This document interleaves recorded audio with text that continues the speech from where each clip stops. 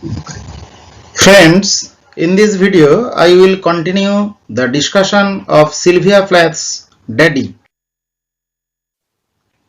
In the German tongue, in the Polish town, scraped flat by the roller of worse, but the name of the town is common. My Polak friend says, and the stanza continues. We will first deconstruct this stanza. In the German tongue, in the Polish town. German tongue refers to the German language and the Polish town refers to the towns of Poland. We know Poland was occupied by Germany during the Second World War. So German in the German tongue refers that it was the language of Germany in Polish towns, or it may also indicate the Nazi language, German ভাষায় Polish শহরে। আমরা জানি auto প্ল্যাথ কিন্তু এই পোল্যান্ডেই বড় হয়েছিলেন, born and brought up.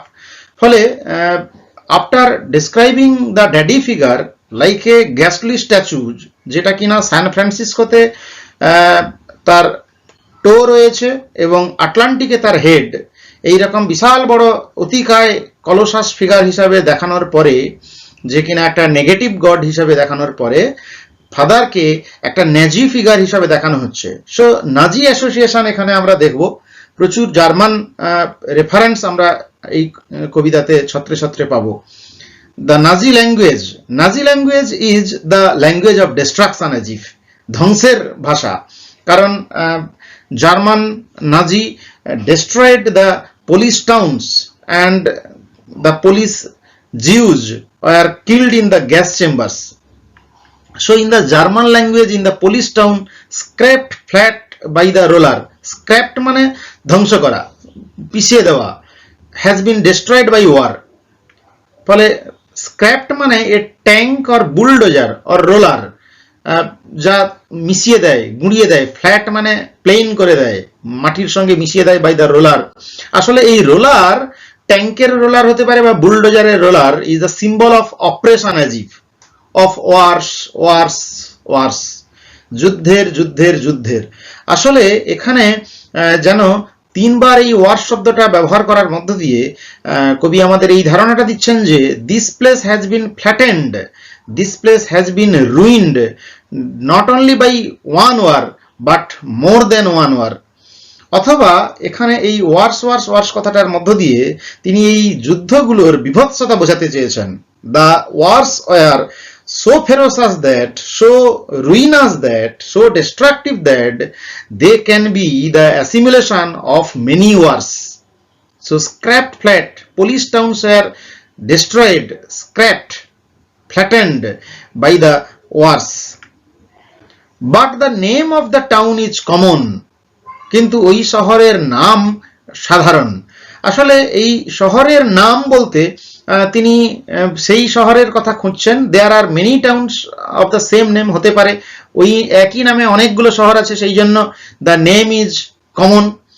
হতে পারে এটাও যে the fate of the towns are same, ওই শহরগুলোর ভাগ্য ছিল একই রকম, বা ওই শহরের অধিবাসীদের ভাগ্য ছিল একই রকম।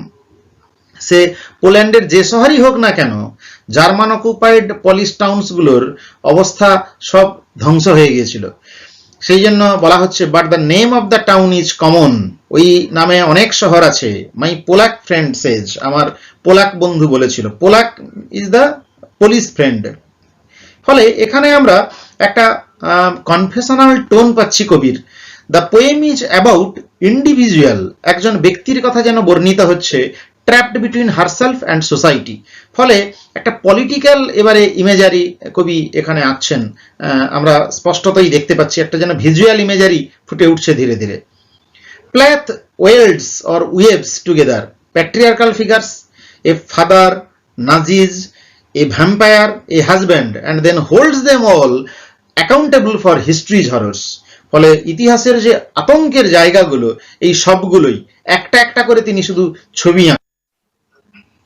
The Pollack friend Sage, police বন্ধুটা বলেছে, there are a dozen or two, এক ডজন বা দু dozen So I never could tell where you put your foot, your root. I never could talk to you. The tongue stuck in my jaw.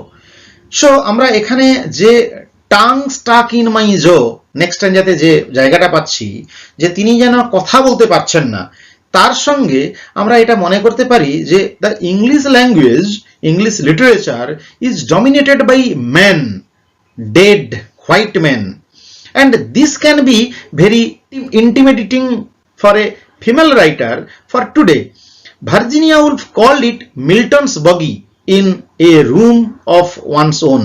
যেহেতু এই কবিতাটা একটা ফেমিনিস্টিক approach রয়েছে বলে আমরা বিচার করছি, তাই এখানে হতে পারে যে তিনি টাং অর্থাৎ ল্যাঙ্গুয়েজ অর ভয়েস পাচ্ছেন না to rise of against the patriarchal domination in English literature, এটাও হতে পারে। যাই হোক, আমরা কবিতার মূল জায়গায় ফিরে যাই। একজন পোলাক ফ্রেন্ড, পুলিশ বন্ধু বলেছে there are a dozen or two, এক ডজন বা দু ডজন রয়েছে। হতে পারে the towns are of same name, তাই এখানে এক ডজন বা দু ডজন কিসের কথা বলা হচ্ছে? শহরের কথা বলা হচ্ছে। So I never could tell you put your where you put your foot your root, তাই আমি পরিষ্কার করে বলতে পারবো না কোথায় তুমি তোমার পা ফেলেছিলে। ফলে the poet is not sure where he was born and where is your root. Root means where he worked or was born. I never could talk to you, আমি কখনোই তোমার সঙ্গে কথা বলতে পারবো না বা কথা বলতে পারিনি। অ্যাকচুয়ালি কথা বলতে পারেননি কেন? Because of fear, oppression and obviously depression. প্রথমে ভয়, তারপর চাপ, এবং সেখান থেকে কবির মধ্যে একটা ডিপ্রেশন তৈরি হয়েছে।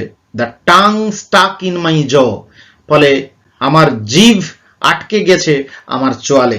অ্যাকচুয়ালি টাং স্টাক, টাং মানে জিভ, obviously tongue is symbolically present the voice, যেন কণ্ঠস্বর রোধ হয়ে গেছে কবির। এখানে একটা মানে হতে পারে, ডাবল মিনিং এর থাকতে পারে। Tongue refers to the thought.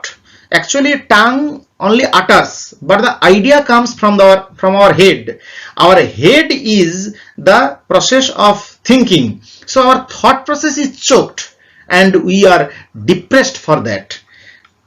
The feministic voice now raises its power, raises its protest against the patriarchal domination. ফলে I never could talk to you, আমি কখনোই তোমার সঙ্গে কথা বলতে পারিনি। এর কারণটা কি? হতে পারে কবি এখানে মনে করছেন যে her father is dead, so he is beyond communication, হতে পারে। নাম্বার 3 এখানে যে ব্যাখ্যাটা আসতে পারে, German origin and language is the barrier, কারণ তার বাবা পোল্যান্ডে জন্মগ্রহণ করেছিলেন বলে তার পোলিশ একটা অরিজিন থাকার জন্য তিনি মাদার টাঙ্গে কথা বলতে চাইতেন, and his mother tongue was German. So Sylvia Plath could not contact him freely, frankly, as his mother tongue was German. Number 4, it might be he was a ghastly huge figure as presented earlier. একটু আগেই আমরা পেয়েছি যে daddy ফিগারকে একটা colossus গারগাইল এর মতো করে আমরা পেয়েছি। ফলে হতে পারে যে তিনি একটা এমন বড় মাপের চরিত্র যে যার সামনে ভয় পেতেন কবি, ফলে তার হৃদয়ের কথা তিনি বলতেন না। So says there are a dozen or two, বলেছিল এক ডজন বা দু ডজন আছে। আসলে এক ডজন বা দু ডজন বলতে এই পুলিশ টাউনস গুলোর কথা বলা হচ্ছে যাদের দশা সব সমান, অর্থাৎ এক ডজন বা দু ডজন যেই পরিমাণ শহর থাকুক না কেন সবগুলোকে গুঁড়িয়ে পিষে শেষ করে দেওয়া হয়েছিল নাজি জার্মানিতে হলোকাস্টের সময়ে। So I never could tell where you put your foot, তাই আমি বলতে পারবো না কোথায় তুমি তোমার পা রেখেছিলে। ইউর রুট, তুমি কোথায় কাজ করতে, কোথায় জন্মগ্রহণ করেছিলে। I never could talk to you, কখনোই আমি তোমার সঙ্গে কথা বলতে পারিনি। The tongue stuck in my jaw, আমার জিভ আটকে যেত চোয়ালে। অ্যাকচুয়ালি এই জিভ আটকে যাওয়া দ্বারা কবি যেন বলছেন the fear of writing can become very real when one is aware of all that has gone before, এর আগে যা ঘটেছে সেটার কথা যদি তার মনে পড়ে তাহলে তার জিভ আটকে যায়। How does one follow Milton, this daddy figure, the dead white male poet, যেটাকে মিল্টন নিস বগি বলে সম্বোধন বলেছেন Virginia Woolf. It stuck in a barb wire snare, এটা আটকে যেত ইন এ বার্ব মানে হলো হুক, আর সে যাকে আমরা ফলা বলি বা হুল, কাঁটায় আমার জিভ আটকে যেত। ফলে ইট বলতে এখানে কি বোঝানো হচ্ছে? শুধু কি জিভ আটকে যেত? জিভ কাঁটায় আটকে যেত? ওয়্যার স্নেয়ার, তার জালির ফাঁদে। স্নেয়ার মানে ফাঁদ, ট্র্যাপড কন্ডিশনকে বোঝানো হচ্ছে, যেটা কিনা socially she refers to the trap. Number 2, Sylvia Plath is saying that she is psychologically trapped, কারণ আমরা জানি ছোটবেলা থেকেই তিনি সাইকোলজিক্যালি ডিপ্রেসড ছিলেন এবং তার জন্য বারবার তিনি ট্রিটেড হয়েছেন, যাকে আমরা শক থেরাপি বলি। নানা রকমের থেরাপির চিকিৎসা তিনি নিয়েছেন, সেই ফলে সাইকোলজিক্যাল একটা ডিজিজড কন্ডিশনে তিনি কাটিয়েছেন, সেটাকে স্নেয়ার হিসাবে বলতে পারেন। আসলে এই snare is the relations, number 1 relationship with father, এটা একটা ফাঁদ ছিল এবং সেই জন্য তিনি বাবার উপরে অভিমান করে বলছেন তার বাবা তার দায় দায়িত্ব না নিয়ে কম বয়সে, যখন তার 8 বছর 8ম জন্মদিন পালন হলো, তার 1.5 সপ্তাহ পরে তিনি মারা গেলেন। ফলে তার অভাব তিনি বোধ করেছেন, সেই জন্য সমস্ত দোষ তিনি বাবাকে দিয়েছেন। হতে পারে এই father like figure means her husband Ted Hughes and the relationship, এবং সেই রিলেশনের ফাঁদে পড়েই তার সম্পর্কের অবনমন ঘটছে, এটা তিনি মনে করছেন, এবং সেই জন্য সাইকোলজিক্যালি তার যে ডিপ্রেসড কন্ডিশন সেটাকেও বোঝানো যেতে পারে। ওয়্যার স্নেয়ার, এই তারের ফাঁদ। So it stuck in a barb wire snare each actually the repetition of each in German, each means I, আমি, আর mich means me। তিনি রিপিট করছেন, but I could hardly speak means he could not speak, তিনি কথা বলতে পারছেন না। আমি প্রায় কথা বলতে পারছি না means he was blabbering, stammering, তিনি তোতলাচ্ছিলেন। I thought every German was you, আমি ভাবছিলাম প্রত্যেকটা জার্মান ছিলে তুমি। খুব অ্যাম্বিগুয়াস এবং ডাবল মিনিং রয়েছে এই কথাটার মধ্যে। I thought every German was you, actually Otto Plath was of German origin, সেই জন্য তিনি জার্মান ওয়াজ ইউ এই টার্মটা ব্যবহার করেছেন। নাম্বার 2, এটা হতে পারে যে as he maintained a kind of Nazi look, that's why every German was incorporated within him. এটা থার্ড এক্সপ্লেনেশন হতে পারে যে তার বাবা জার্মান ভাষায় কথা বলতেন, কিন্তু সিলভিয়া প্ল্যাথ জার্মান ভাষায় কথা বলতে পারতেন না, তাই যখনই সে তার বাবার সঙ্গে কথা বলতো সে একটা নার্ভাস ফিল করত। Perhaps she got nervous because the German language of her father to other Germans who all seemed like her father. So that's why she thought every German was within him and the language of sin, এবং এই ভাষাটাকে খুব একটা জঘন্য ঘৃণ্য ভাষা বলে মনে করেছেন। ফলে obscene means heinous, indecent, nasty, foul, এবং একটা কদর্য ভাষা বলে তার কাছে মনে হতো। এই ভাষাটা এসেছে অ্যাকচুয়ালি তার বাবার কাছ থেকে, as her daddy was associated with the language.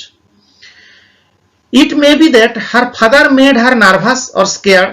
Maybe she is not very good at speaking German, so she could not talk, but the condition degenerates as she could hardly speak late. ফলে পরে যখন কথা বলতে পারতেন তখনও কথা বলতে পারতেন না। আগের এই ভয়, আতঙ্ক, আসলে আমরা এই স্ট্যান্ডাতে একটা ট্র্যাপড স্নেয়ারিং কন্ডিশন যেন পাচ্ছি। ফাঁদে পড়া কোনো প্রাণী, সেই ইঁদুর কিংবা যে কোনো প্রাণী যেমন ছটফটায়, ঠিক তেমনি ভাবে Sylvia Plath was in the torturous condition, not only physically but also psychologically. এবং সেই সাইকোলজিক্যাল এই ট্র্যাপড কন্ডিশনটা আসছিল তিনি লিখতেও পারছিলেন না বলে। ফলে এই stuck, the tongue stuck in my jaw, এবং এই স্ট্যাঞ্জার it stuck in a barbwire snare, এই কথাগুলো শুধুমাত্র তার বাবার সঙ্গে তার তোতলানো বা বাবার সঙ্গে জার্মান ভাষায় কথা বলতে না পারা এই অংশটাকে বোঝাচ্ছে না, হয়তো ইংরেজি ভাষায় যে মেল ডমিনেশন তাকে কাটিয়ে একজন ফিমেল পোয়েট হিসাবে ইমার্জ করা তার পক্ষে কতখানি সম্ভব হবে সেই ভাবনাও কিন্তু কবির এই এক্সপ্রেশনের দ্বারা কিন্তু প্রকাশিত হতে পারে। an engine chuffing me off like a Jew to Dachau, Asturias, Belsen. I began to talk like a Jew. I think I may well be a Jew. Highly symbolical and rhetorical lines. An engine chuffing me off like a Jew. এই engine বলতে তিনি আসলে কাকে বুঝিয়েছেন? Engine আসলে একটা মেটাফরের উদাহরণ, যেন মেটাফর অফ অপারেশন। ইঞ্জিন আমরা জানি অবিরামভাবে চলে, এখানে টটোলজির ইউজ রয়েছে, দুবার তিনি ব্যবহার করেছেন an engine. Actually engine is the father figure which is the symbol of torture. So engine is the torturing machine as if. This engine is actually the language here. The German language is the engine. Chuffing me off, যেটা টেনে নিয়ে যাচ্ছে। Chuffing means ট্রেনের মতো করে টেনে নিয়ে যাওয়া। Like a Jew, জিউর মতো করে বা ইহুদিদের মতো করে আমাকে টেনে নিয়ে যাচ্ছে। The poet is confessing that she felt like a Jew under the reign of her German father. তার জার্মান অরিজিন অটোপ্ল্যাথের আন্ডারে তিনি যেন ট্রেনের মতো করে চালিত হচ্ছেন, শাসিত হচ্ছেন, সেই জন্য এখানে সিমিলি অলঙ্কার ব্যবহার করা হয়েছে। অ্যাকচুয়ালি এই চাফিং শব্দটা যেন একটা ট্রেনকে ইন্ডিকেট করছে, যেমন ট্রেনে করে কনসেন্ট্রেশন ক্যাম্পে যেমন করে নাজি জার্মানিতে জিউজদের এবং যারা জিপসি তাদেরকে যেমন টেনে নিয়ে যাওয়া হতো, কবিও যেন ঠিক মনে করছেন it is a death train, it is the metaphor of death train taking her off to a concentration camp, one of the Nazi death factories where millions of Jews were cruelly gassed and cremated during the World War II. দ্বিতীয় বিশ্বযুদ্ধের সময় প্রচুর লক্ষ লক্ষ ইহুদিকে যেখানে gas চেম্বারের ভিতর ঢুকিয়ে মারা হয় এবং তাদেরকে কবরস্থ করা হয়, সেই নাজি জার্মানির ডেথ কনসেন্ট্রেশন ক্যাম্পের কথা যেন ইঙ্গিত করছেন এবং সেই ডেথ ট্রেনের দিকে তিনি যেন এগিয়ে যাচ্ছেন। আসলে এটা কবির সুইসাইডাল টেন্ডেন্সিকে কিন্তু ইন্ডিকেট করছে। চাফিং মি বলতে তিনি যেন ডেথ ট্রেনে করে ধীরে ধীরে মৃত্যুর দিকে যাচ্ছে। এবং আমরা জানি বায়োগ্রাফিক্যালি ইট ইজ রাইট যে তিনি বেশ কয়েকবার সুইসাইডাল অ্যাটেম্প্ট করেছেন, 20 বছর বয়সে, 31 বছর বয়সে, এরকম অনেকবার সুইসাইডাল তার একটা টেন্ডেন্সি আমরা দেখতে পেয়েছি। সো অ্যান ইঞ্জিন, একটা engine chuffing me off like a Jew, ইহুদির মতো করে আমাকে ট্রেনে নিয়ে যাচ্ছে। আসলে তিনি বুঝতে পারছেন the pressure, the patriarchal pressure of the society, pressure of relation, not only from the family but also from the outward relations, all are creating a havoc pressure on the poet. So her condition is like a Jew to Dachau, Asturias, Belsen. All these are the reference of concentration camps. These are the names of notorious concentration camps. কুখ্যাত concentration ক্যাম্পের উদাহরণ আমরা জানি। এই যে তিনটি নাম, during the Holocaust the Germans took Jews to concentration camps by way of train. The speaker alludes World War Two, দ্বিতীয় বিশ্বযুদ্ধের অ্যালিউশন তিনি এখানে এনেছেন এই ড্যাচাউ, আস্ট্রিজ এবং বেলসেন এই তিনটি শব্দের দ্বারা। আসলে Dachau and Belsen were in Germany and Auschwitz was in German occupied Poland, এবং এখানে প্রচুর প্রচুর মানুষকে গ্যাস দিয়ে মেরে ফেলা হয়। আসলে তার অবস্থাটাও ঠিক এই ইহুদিদের মতো। I began to talk like a Jew. দেখো আমরা একটা ডেভেলপমেন্ট দেখতে পাচ্ছি। প্রথমে ইহুদিদের টেনে নিয়ে যাওয়া হয় ট্রেনে করে এই কনসেন্ট্রেশন ক্যাম্পগুলোতে। কোন কোন কনসেন্ট্রেশন ক্যাম্প তার রেফারেন্স তিনি এনেছেন এবং একজন ইহুদি প্রিজনারের মতো করে তিনি এই কনসেন্ট্রেশন ক্যাম্পগুলোতে থাকেন। তারপরে ধীরে ধীরে তার ডেভেলপমেন্ট ঘটছে। I began to talk like a Jew, আমি ইহুদিদের মতো কথা বলতে শুরু করলাম। I think I may well be a Jew, আমার মনে হয় আমি একজন ভালোভাবেই ইহুদি হয়ে যেতে পারবো। এখানে আমরা ডেভেলপমেন্ট দেখতে পাচ্ছি এবং আলটিমেটলি তিনি মনে করছেন যে সি ইজ এ জিউ নাও, তিনি এখন ইহুদি হয়ে গেছেন। আসলে the speaker is so terrified by the German language that it feels like it is a train taking her to a horrible mass death. Likewise, all her qualities are suppressed by the system. The language, the inability to express the literary qualities are like pressure, fear, oppression, resulting in depression in the poet. These lines actually express that the speaker associates the fear and terror of her father with the struggle of the Jewish people against the Germans. It is a vivid and a disturbing metaphor. So that's why she says, I began to talk like a Jew. আমি ইহুদিদের মতো কথা বলতে শুরু করলাম। এবং ইহুদিদের মতো কথা বলতে চাওয়া মানে the talkings were full of fear and oppression. And there were surely the silenced metaphor. She and her voice was silenced and oppressed by the German oppressors as if. So the direct reference to the father, to the Nazi. She identifies with the Jews and therefore considers herself a Jew. And the very word engine and chuffing refers, it is onomatopoeia.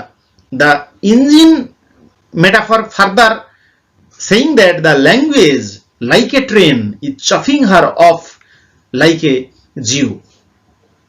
And Jew here is a symbol who are led by torture, rape, fear, oppression, depression, and they count dates of death.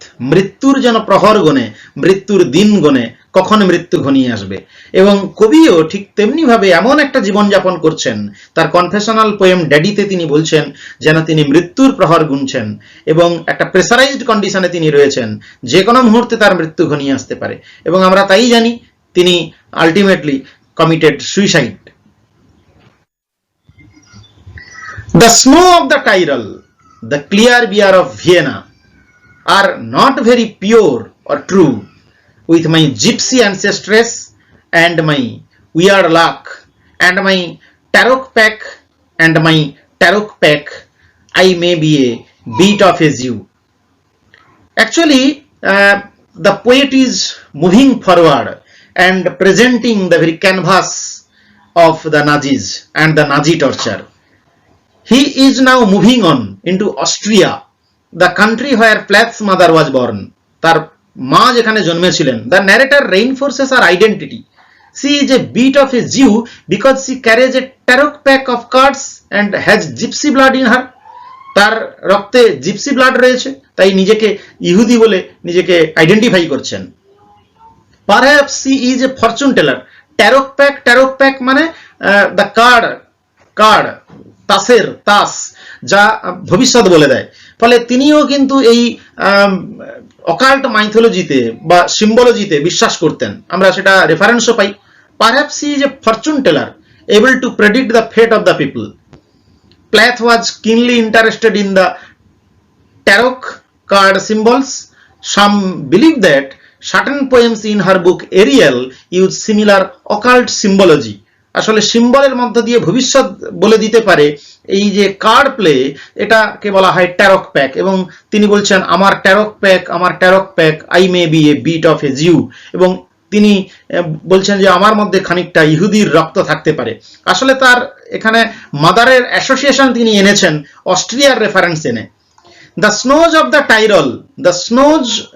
Tyrol, actually the Tyrol is a part of alpine mountain region with many snow-capped peaks এই জন্য তিনি snows of Tyrol বলেছিলেন।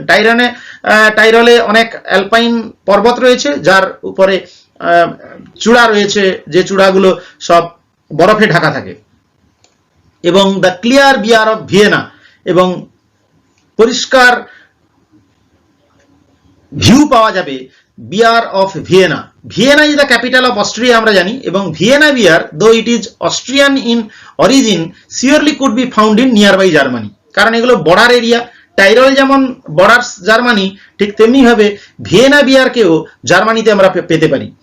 আর not very pure or true, এগুলো একদম বিশুদ্ধ কিংবা true নয়। আসলে পিওর কথাটার একটা যথেষ্ট রেফারেন্স রয়েছে। The purity of snow in Tyrol and the clear look of Vienna beer are in stark contrast to the dark horrors that took place nearby in Nazi Germany. এবং এই পিওরিটির খোঁজ কিন্তু জার্মানরা করেছে, না হলে যারা পিওর ব্লাডের নয় তাদেরকে একদম গণহত্যার শিকার হতে হয়েছে, সেই ইহুদিদের কিংবা কিংবা সে জিপসি যারাই হোক না কেন। সেই জন্য তিনি বলছেন the snows of the Tyrol, the clear beer of Vienna are not very pure or true, তারা বিশুদ্ধ নয়। ফলে তিনি মনে করেন যে তার মধ্যেও একটা জিপসি রক্ত রয়েছে, যেহেতু তার মা অস্ট্রিয়া থেকে এসেছেন, তার বাবা যেহেতু জার্মান, সেই জন্য তাকে একটা টর্চুয়াস কন্ডিশনের মধ্যে দিয়ে যেতে হয়েছে। উইথ মাই জিপসি অ্যানসেস্ট্রেস, আমার জিপসি পূর্বপুরুষদের, অ্যান্ড মাই উইয়ার্ড লাক, এবং আমার অদ্ভুত ভাগ্য বা আমার weird has the reference to witch or witchcraft or say luck, যারা ভাগ্যে বিশ্বাসী তাদের এখানে সঙ্গে এই উইয়ার্ড শব্দটার রেফারেন্স আমরা পাচ্ছি। ফলে purity in the context of the Nazis means horrible things like genocide and the quest for racial purity. The snows of the Tyrol, the clear beer of Vienna are not very pure or true with my gypsy ancestress. Ancestress বলতে এখানে তার maternal অ্যাসোসিয়েশনকে তিনি ইঙ্গিত করেছেন। And my weird luck and my tarot pack. Actually tarot pack are pack of tarot cards which are used to tell fortunes. ভবিষ্যৎ বলে দেয় যেটা।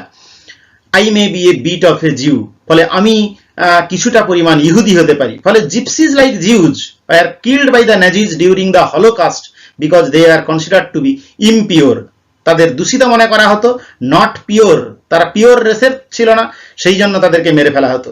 তাই এখানে সিলভিয়া প্ল্যাথ মনে করছেন bit by bit she is being tortured by the Nazi German and she is going to die. তিনি মৃত্যুর মতো টর্চার ভোগ করছেন, এবং তার ফাদার লাইক ফিগার ড্যাডি সেই জন্য is associated with this Nazi figure. এবং আমরা পরে দেখব তার বাবার সঙ্গে আসলে এই হিটলার এবং হিটলারের মেইন ক্যাম্পের যে অ্যাসোসিয়েশন, সেটা কিন্তু এই ধারণাকে আরো বেশি পরিষ্কার করছে।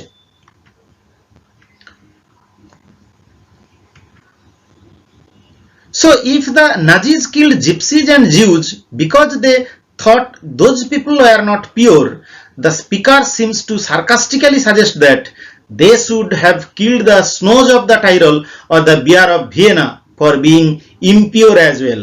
সেই জন্যই কিন্তু তিনি শুরুতে এভাবে রেফারেন্সটা এনেছেন, the snows of the Tyrol, the clear beer of Vienna are not very pure or true, and Germany could destroy these snows of Tyrols or snow-capped peaks of Tyrol and the Vienna beers, which are not too pure. With my gypsy ancestress and my weird luck, because she has the relation with Austria, because her mother's side was from Austria. Gypsy ancestress and my weird luck and my tarot pack, I may be a bit of a Jew. That's why she is counting the days just like the death toll, just like the Jews.